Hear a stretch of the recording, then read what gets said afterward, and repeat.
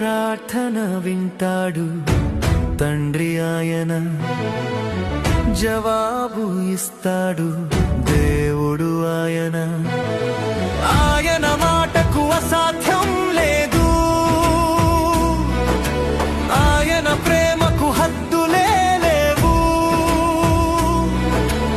ఎర్ర సముద్రము ఎదురైన దారిని చూపును నా యేసయ్య.